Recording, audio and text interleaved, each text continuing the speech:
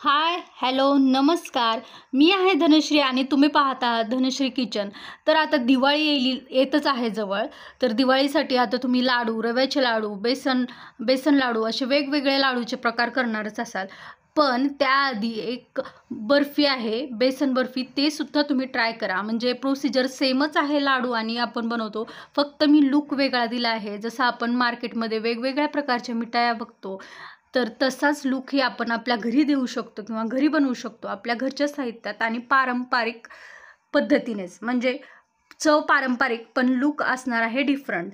तर त्यासाठी मी इथं बेसन घेतलेलं आहे. साधारणतः इथं मी 300 ग्रॅम बेसन घेतलेलं आहे आणि 300 ग्रॅम बेसनासाठी मी 100 ग्रॅम तूप किंवा मग तूपच घ्या शक्यतो. डालडा नको, वनस्पती तूप नको, फक्त आपलं घरचं किंवा मग विकत्रीचं तूप घेतलेलं आहे. आणि तूप मी एकदम नाही घालणार आहे, थोडं थोडं करून आपल्याला भाजून घ्यायचं आहे.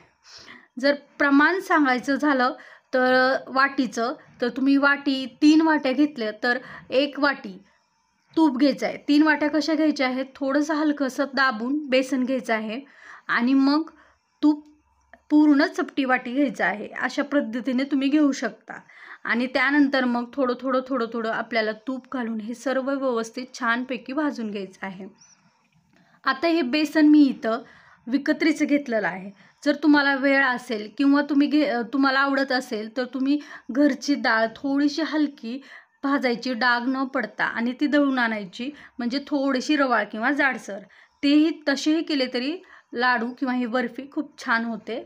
तर आता हे मी आयतंच पीठ घेतलेलं आहे म्हणजे मार्केटमध्ये. आणि मार्केटमध्ये खूप वेगवेगळ्या प्रकारचे बेसन आहेत. जसं की बॉम्बे बेसन असतं, मग डीमार्टचं असेल तर डीमार्टचं बेसन असतं. पण बेसनमध्ये खूप सारा फरक पण असतो, जरी ते हरभऱ्याच्या डाळी असलं तरी. कारण बारीक मोठं अशा पद्धतीनं असतं. तर भाजताना ना थोडंसं गुठल्या होतात. तर ह्या गुठल्या काढण्यासाठी मी थोडंसं वाटीनं प्रेस करत आहे. नाही केलं तरी चालेल, पण हे बारीक बेसन असल्यामुळं थोडंसं भाजायलाही उशीर लागतो. त्यामुळे हे गुठल्या मी काढून घेत आहे. आणि जर तुम्ही घरच्या डाळीचं बेसन घेत असाल तर तुम्ही असंच भाजलं तरी चालेल आणि त्याला वेळही लागत नाही भाजायला. तर आता हे बेसन थोडं भाजत यायला लागलं की मग आपल्याला थोडं तूप घालायचं आहे. तर मी त्या आणखीन थोडंसं भाजत आलेलं आहे. तर जसं आपण जास्त भाजत येईल बेसन किंवा छान खमंग भाजेल, तसं आपल्याला बेसनाला म्हणजेच आपल्या ह्याला थोडंसं ओलसर म्हणजे तूप सुटायला लागेल. आणि तूप सुटत आलं की मग आपल्याला मस्तपैकी याला खरपूस भाजून घ्यायचं आहे. तर भाजताना घाई करायची नाही आहे, मंद आचेवरच हे सगळं खरपूस भाजून घ्यायचं आहे. कारण जर व्यवस्थित आपण बेसन भाजलं नाही तर बर्फी ही चवीला छान लागत नाही. खमंग आणि पेड्यासारखी बर्फी होण्यासाठी तुम्हाला बेसन हे मंद आचेवरच भाजावं लागतं आणि यासाठी खूप पेशंट लागतो.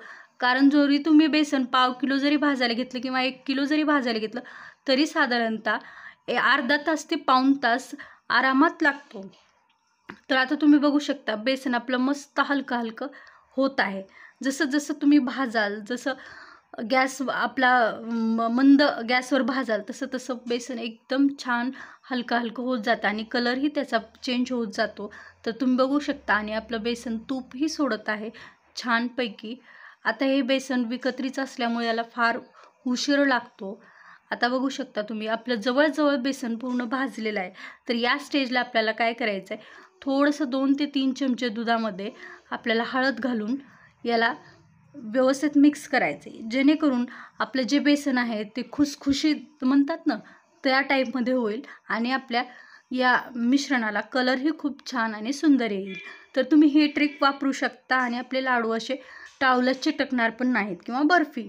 तर तुम्ही बघू शकता या पद्धतीनं अशी मोकळे आणि छान मस्त बेसन आपलं भाजून झालेलं आहे. तर आता हे भाजलेलं बेसन मी एकीकडे थंड व्हायला काढून ठेवते.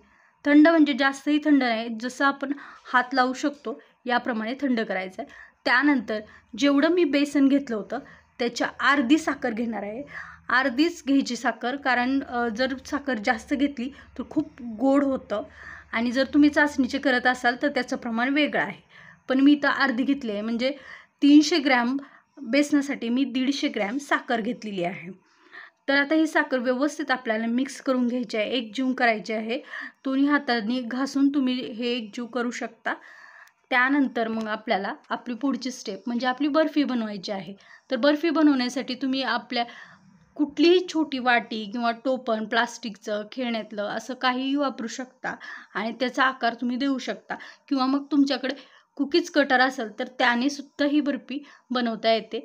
तर त्याच्यामध्ये तुमच्या आवडीचे ड्रायफ्रूट किंवा तुम्ही काय डेकोरेट करणार आहेत किंवा काय घालणार आहेत त्याच्यानुसार तुमच्या आयडियानुसार तुम्ही याला डेकोरेट करू शकता आणि मस्त अशा डब्बीत घालून व्यवस्थित दाबून या पद्धतीनं मी आपल्या बर्फी बनवलेल्या आहेत. याला जोरजोराने थोडंसं दाबलं आणि थोडंसं हलक्या हाताने आपटलं की आपली अलगद बर्फी बाहेर निघते. तर ही बर्फी लाडू आपण करतो तेवढाच वेळ बर्फी करायलाही लागते. असं काही स्पेशल जास्त असं लागत नाही. तर असा हा नवीन लूक आहे. जसं की आपण पारंपरिक पद्धतीने लाडू जर बनवतो म्हणजे चव तर पारंपरिकच असणार आहे, पण लूक हा नवीन मार्केटसारखा असणार आहे. तर आपली बर्फी एकदम छान होते आणि मस्तही लागते चवीला आणि दिसतेही अट्रॅक्टिव्ह. अशा पद्धतीने आपली मस्त अशी बर्फी तयार झाली आहे, तुम्ही बघू शकता. आणि मी जसं की टूटी फ्रुटी आणि काजू किंवा ड्रायफ्रूट वापरलेत, तुम्ही अशा पद्धतीने करू शकता किंवा तुमच्या आवडीनुसार आयडियानुसार तुम्ही याला डेकोर करू शकता किंवा चेंज करू शकता. आणि डब्बीचाही आकार लहान मोठा किंवा मग कसाही वापरू शकता आणि नवीन लूक देऊ शकता. तर दुसरी ही बर्फी मी अशाच पद्धतीने करून घेते. मस्तपैकी आपल्या बर्फी होत आहेत. तर अशाच प्रकारे सगळ्या बर्फ्या मी करून घेते. तर ही एक मस्त अशी आयडिया आहे. तुम्ही नक्की घरी ट्राय करा आणि तुम्हाला कशी वाटली रेसिपी तेही मला नक्की कळवा. अगदी नवा लूक आणि मस्त आहे. पारंपरिक पद्धतीत चव न बदलता मी हे लूक दिलेला आहे. जर ही बर्फी तुम्हाला आवडली तर नक्की ट्राय करा आणि अशाच नवीन मस्त आणि दिवाळीच्या फराळाची रेलचेल अशीच चालू राहणार आहे. कारण आपल्या व्हिडिओवर असेच नवनवीन व्हिडिओ आणि नवीन पदार्थ मी दाखवणार आहे दिवाळीचे. तर नक्की सबस्क्राईब करा आणि रेसिपी आवडल्यास कमेंट करून सांगायला सुद्धा विसरू नका. तर तुम्ही बघू शकता जसे आपण मार्केटमध्ये वेगवेगळे कलरफुल बर्फ्या बघतो त्याच पद्धतीने ही बर्फी मी सजवलेली आहे आणि जास्त कलरचाही वापर केलेला नाही. बाजारात जी टूटी फ्रुटी भेटते 10 रुपयाला पॉकेट आणलं होतं मी, तेच पॉकेटने मी सजवलेलं आहे आणि ड्रायफ्रूट घातलेले आहेत. बाकी काहीही नाही. आणि तुम्ही वाटल्यास आणखीन काही याला डेकोर करू शकता. जर रेसिपी आवडली असेल तर रिक्वेस्ट आहे सबस्क्राईब नक्की करा. आणि तुम्ही बघू शकता मस्त असा आपला लूक दिसत आहे बर्फीचा आणि बघितल्या खावीशी वाटते. जर तुम्ही असं केलं तर तुम्हालाही आवडेल आणि तुमच्या घरातल्यांनाही आवडेल.